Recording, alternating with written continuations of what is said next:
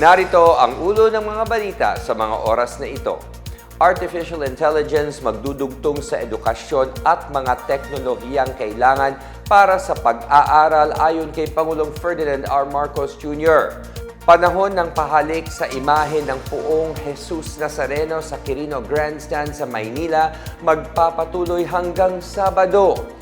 Foreign Minister Motegi Toshimitsu bibisita sa Pilipinas para sa isang bilateral meeting kasama si DFA Secretary Maria Teresa Lazaro. At para sa PNA Talk, silipin ang kwento ng pananampalataya ng mga deboto ng Poong Jesus Nazareno.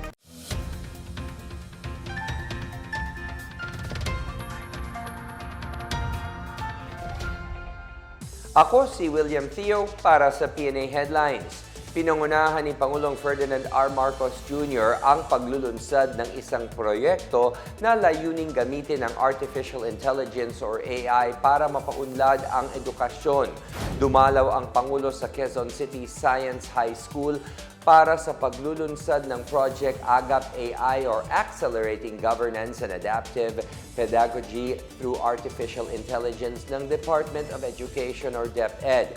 Ayon sa Pangulo, ang inisyatibong ito ang magdudugtong sa edukasyon at ang kailangang teknolohiya upang umunlad at sumabay sa mundo. Hinikayat ni Marcos ang mga estudyante na pakinabangan ang AI sa pag-aaral.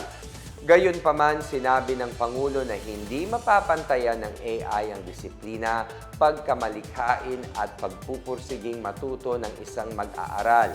Ang Project AGAP AI ay nakasandal sa pagsasanay at paggamit ng AI sa pagtuturo, pag-aaral at pagsuporta sa edukasyon.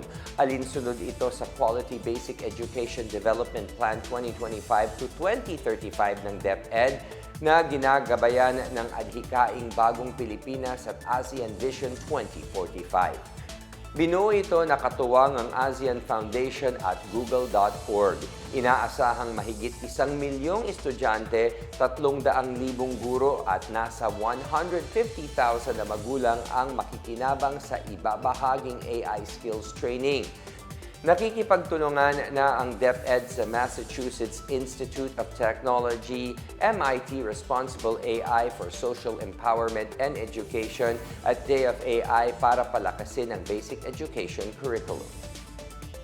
Sa mga gustong humabol sa pahalik sa imahen ng Jesus Nazareno, may pagkakataon pa para makita ang puon sa Quirino Grandstand hanggang alas 10 ng umaga sa Sabado, January 10. Ayon sa pamunuan ng Basilica Minor at Pambansang Dambana ng Jesus Nazareno or Quiapo Church, nagdesisyon ang rektor na si Father Ramon J. Licuanan na habaan ang panahon para makapagbigay galang ang mga depoto sa Poong Nazareno. Ito rin ay para makapagbigay ng puwang para sa mga debotong dadagsa sa Maynila ngayong Biyernes na itinuturing na araw ng Quiapo. Isinasagawa ang pahalik tuwing January 8 ang bispiras ng traslasyon ng pista ni Jesus Nazareno. Dito, binibigyan ng pagkakataon ang mga deboto na hawakan at halikan ang imahe ng puon sa paniniwalang makakatanggap sila ng himala. Samantala, magpapatuloy ang mga misa sa Quiapo Church hanggang alas 11 ng gabi ngayong Biyernes. Nakatakdang bumisita si Japanese Foreign Minister Motegi Toshimitsu sa Pilipinas para sa isang bilateral meeting kasama si Department of Foreign Affairs Secretary Maria Teresa Lazaro sa January 15. Susuriin ng dalawang opisyal ang mga progreso sa strengthened strategic partnership sa pagitan ng Japan at Pilipinas at pag-uusapan ang mga problemang pangrehiyon at internasyonal. Magiging laman din ng diskusyon ang sitwasyon sa South China Sea.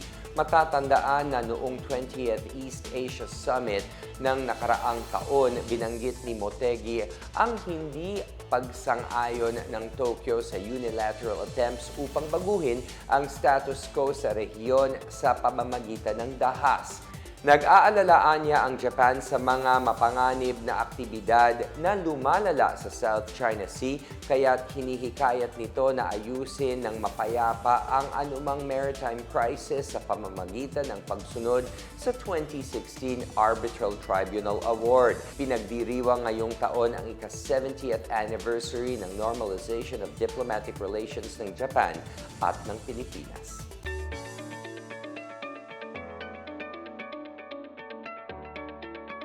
Sa balitang pangkalakalan, tiniyak ng Technical Education and Skills Development Authority or TESDA na gagamitin ito ang kanilang 2026 budget upang gumawa ng mas maraming oportunidad para sa mga Pilipino.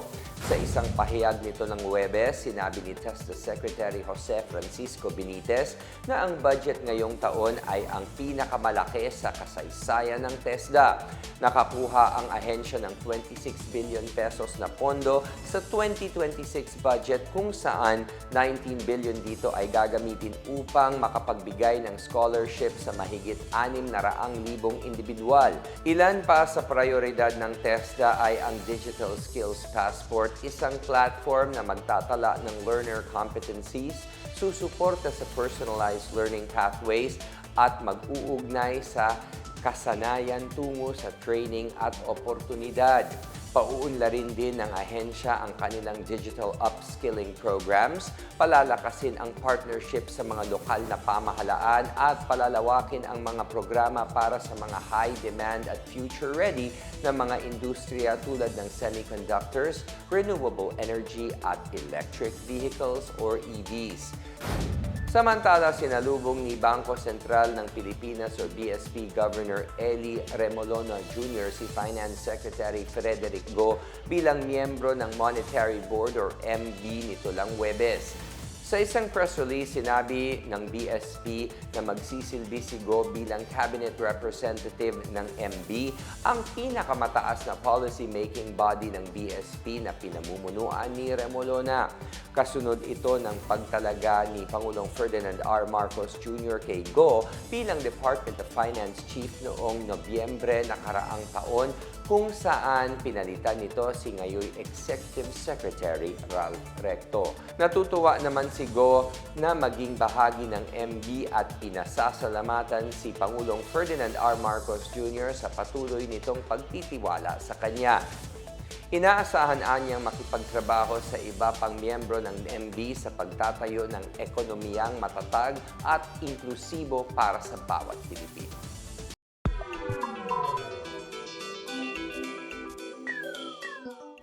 Ang pista ni Jesus Nazareno o Traslasyon ay buhay na patunay ng debosyon ng mga Pilipino kay Hesukristo, na kinikilala sa Maynila bilang Nuestro Padre Jesus Nazareno o Itim na Nazareno.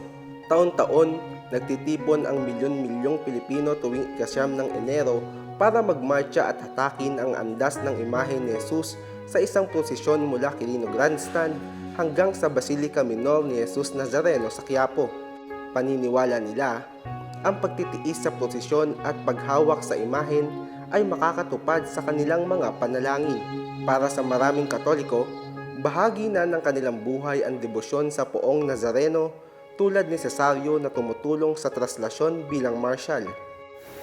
Ang miyembro po namin ay higit kumulang nasa 600 miyembro at ang plano po namin ay lalong palalimin ang pananampalataya at sa mahal na Poong Jesus Nazareno. Ikalat ito, hindi lang bilang deboto, kundi maging isang disipulo na rin ho at maging misyonaryo ng mahal na Poong Jesus Nazareno.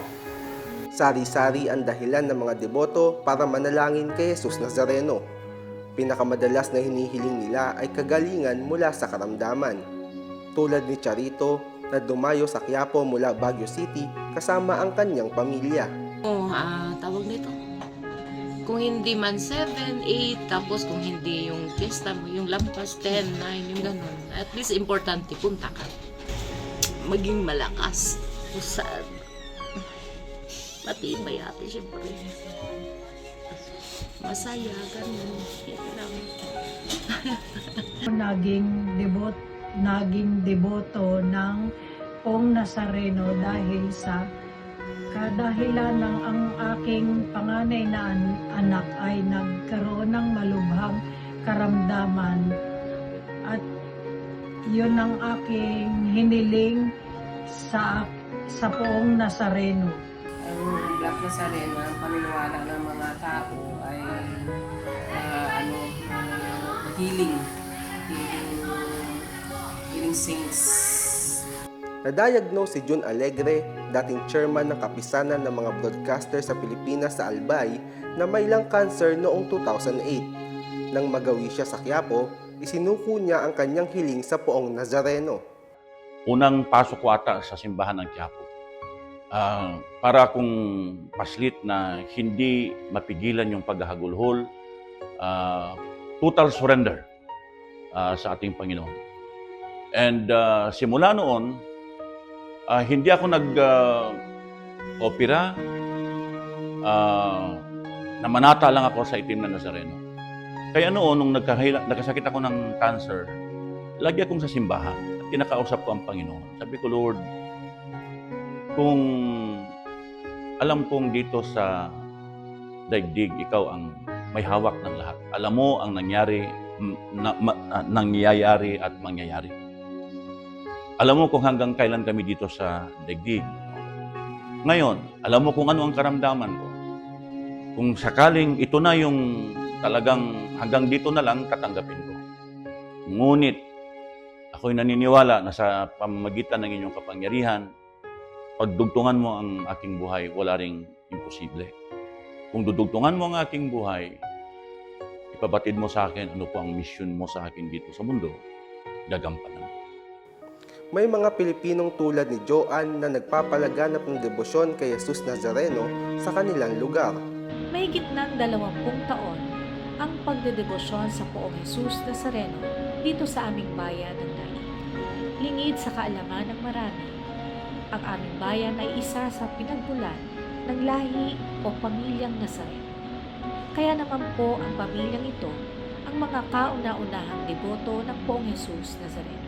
Ngayon po, sa pangunguna ng aming kasalukuyang Kura Paroko, Father Alex Major Tupas, kami po ay nagsasagawa ng traslasyon upang ang lahat ng deboto ay makiisa sa pagdiriwang ng kapistahan ng Poong Jesus Nazareno.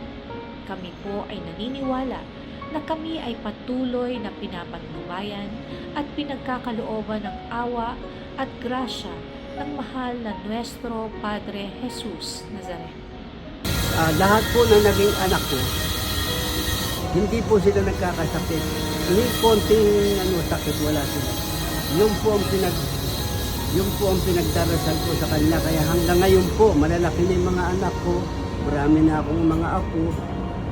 Pero hanggang ngayon, hindi pa rin sila nagkakasakit at gumiginhawa pa ang kanilang mapamumuhay. Ganon din po ang aking mga apo. Nasa ngayon, malalaki na po yung iba. Naging mamamasan po sila lahat dito. Hanggang ngayon po ako po ay 79 anyos na pero hindi rin po ako nagkakasakit. Yan po ang pasasalamat ko sa kanya. At para sa ibang deboto, ang pamamanata kay Jesus Nazareno ay bahagi na ng kanilang buhay pamilya. I remember my sister fell and she had a hip injury. And then she was scheduled for operation that day. But with the help of our prayers in Jesus Nazareno, it was discovered that there was an embolism. So if the operation got through, then it was dangerous for her. So there was no operation performed until such time that embolism was cured. Maybe it's from the heart, I don't know, but in their case, they grew up in our ancestral house. So from the time we love the Nazareno and everything, if we have problems, it's Jesus. It's Jesus Nazareno. We have trials in the family. We have lot of trials, but we were able to handle it because of our devotion to Jesus Nazareno. Naging deboto ng Nazareno nung ako'y 14 anyos pa lang sa impluensya ng aking mga chewing, mga devoto din.